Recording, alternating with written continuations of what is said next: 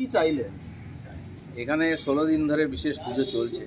আমি আগের সপ্তাহে এসেছিলাম, পুজো করে গেছি মা কনক দুর্গা, এবং আষাঢ় মাসে কার্তিকান চিদম্বরমের পুজো হয় তেলুগু ভাষীদের মধ্যে, সেটাও করলাম। এখন বাংলার প্রথম সোমবার, আর চন্দ্র ক্যালেন্ডার অনুযায়ী দ্বিতীয় সোমবারে রুদ্রাভিষেকের কার্যক্রম, হবন সবই হয়ে গেল। এখানে কি চাইলেন মানুষের? বাংলায় শান্তি আসুক, সমৃদ্ধি আসুক, সমস্ত বাধা দূর হোক, এটা যাক এই পূজ্য টিকা, এটাই চাই।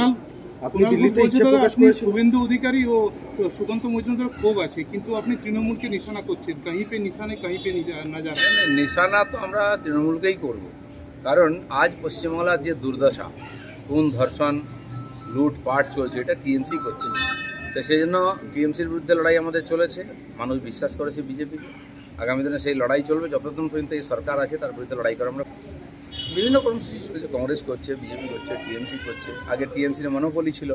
তো এই যে ড্রামা করে ওরা শহীদ দিবসের নামে ডিম ভাতের প্রোগ্রাম, এটা তো আর চলবে না। আগামী বছর থেকে টিএমসি নিজেই শহীদ হয়ে যাবে। প্রকাশ করেছেন খড়গপুর থেকে নির্বাচনে লড়বেন, আর গতকালই আপনাদের সদর বিধায়ক তৃণময় 24 ঘন্টা হেল্পলাইন চালু করলেন। পার্টি ঠিক করবে কে কোথায় লড়বে। আমাকে জিজ্ঞেস করা হয়েছিল লড়তে চান কিনা, হ্যাঁ, পার্টি আমাকে প্রথম থেকে এখানে লড়িয়েছে, যে লড়তে এখানে লড়বো, মানে ইলেকশন লড়তেই হবে, কি মানে আছে। অনুব্রত মণ্ডলকে আজ পুলিশ ঢুকতে দেয়নি। কোথায়? ওইখানে।